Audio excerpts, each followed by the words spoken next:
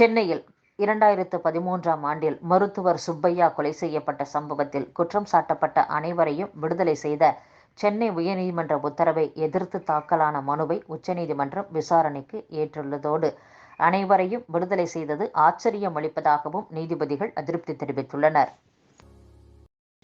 சென்னையை அடுத்த குன்றத்தூர் மணஞ்சேரி பகுதியில் வீட்டில் உள்ள கரையான் மற்றும் எலி தொல்லையை கட்டுப்படுத்த தெளிக்கப்பட்ட பூச்சி மருந்தின் நெடி பரவியதில் 2 குழந்தைகள் உயிரிழந்துள்ளனர். அவர்களின் பெற்றோர் மருத்துவமனையில் சேர்க்கப்பட்டுள்ளனர்.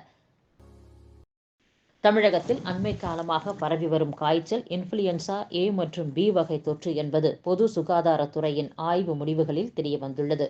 அதன் காரணமாகவே நுரையீரல் சார்ந்த தொற்று பரவலாக இருப்பதாக தெரிவிக்கப்பட்டுள்ளது. இந்த வைரஸ் தொற்று மிதமான பாதிப்பை ஏற்படுத்துவதுதான் என்றும் அதனால் அச்சப்பட தேவையில்லை என்றும் பொது சுகாதாரத்துறை தெரிவித்துள்ளது. பாலாறு, பொருந்தலாறு, குதிரையாறு அணைகளில் இருந்து நீர் திறக்க தமிழக அரசு உத்தரவிட்டுள்ளது. திண்டுக்கல் மாவட்டம் குதிரையாறு அணையின் இடது பிரதான கால்வாய் மற்றும் பழைய பாசன பரப்பு, பழனி வட்டம் தாடாக்குளம் பாசனப்பரப்பு ஆகியவற்றிற்கு நீர் தேவைப்படுகிறது.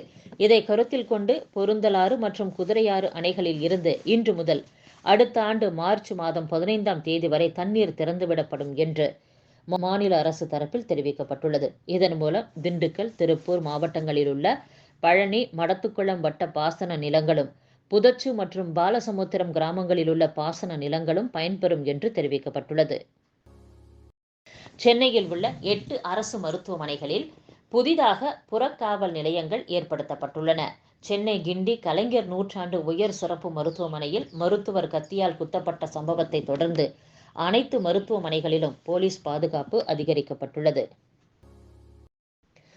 சிதம்பரம் நடராஜர் கோவிலில் கோவிந்தராஜர் கோவிலில் சேதமடைந்த பழைய கொடிமரத்தை அகற்றிவிட்டு புதிய கொடிமரம் மட்டுமே அமைக்கப்படும் என்றும் தற்போதைக்கு பிரம்மோற்சவம் நடத்தப்படாது என்றும் அறநிலையத்துறை தரப்பில் சென்னை உயர்நீதிமன்றத்தில் தெரிவிக்கப்பட்டுள்ளது.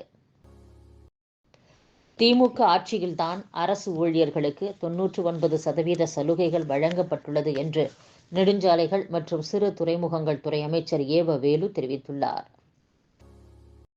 சென்னை விமான நிலையத்தில் 1.75 கோடி ரூபாய் மதிப்பிலான 2 கிலோ 300 கிராம் கடத்தல் தங்கத்தை சுங்கத்துறை அதிகாரிகள் பறிமுதல் செய்துள்ளனர்.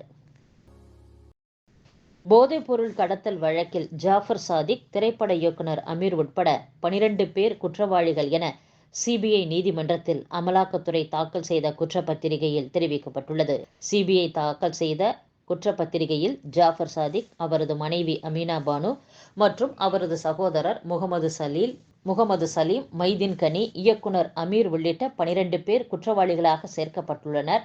நியூசிலாந்து, ஆஸ்திரேலியா, மலேசியா நிறுவனங்களுக்கு உணவு, மருந்து மூலம் போதைப் பொருள் கடத்தப்பட்டது. போதைப் பொருள் கடத்தல் மூலம் சம்பாதித்த பணத்தில் தொடங்கிய வர்த்தகத்தில் இவர்களுக்கும் தொடர்பு இருப்பதாக அதில் கூறப்பட்டுள்ளது. மேலும் ஜாஃபர் சாதிக்கின் 55.3 கோடி ரூபாய் சொத்துக்களும் இதில் சேர்க்கப்பட்டுள்ளன. சென்னையில் கடந்த 10 ஆண்டுகளில் பச்சையப்பன் கல்லூரி, மாநில கல்லூரி, நந்தனம் அரசு கல்லூரி மாணவர்கள் மீது பதிவு செய்யப்பட்ட வழக்குகள் தொடர்பான விபரத்தை அறிக்கையாக தாக்கல் செய்ய காவல்துறைக்கு சென்னை உயர்நீதிமன்றம் உத்தரவிட்டுள்ளது.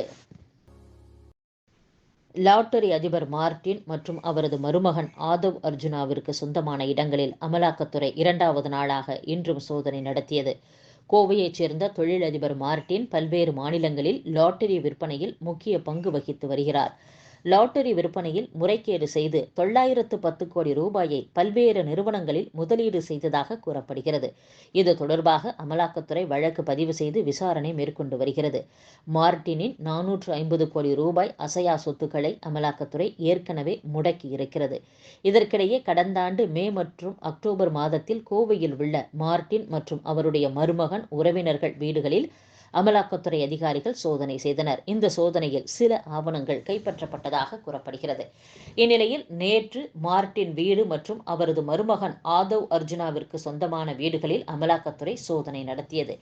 இன்று 2வது நாளாகவும் அமலாக்கத்துறை அதிகாரிகள் சோதனை நடத்தினர். இந்த வழக்கு தொடர்பான சோதனைகள் முழுமை அடைந்த பின்னர் என்னென்ன ஆவணங்கள் சிக்கின என்ற அதிகாரப்பூர்வ தகவலை அமலாக்கத்துறை தரப்பில் வெளியிடப்படும் என்று தெரிகிறது.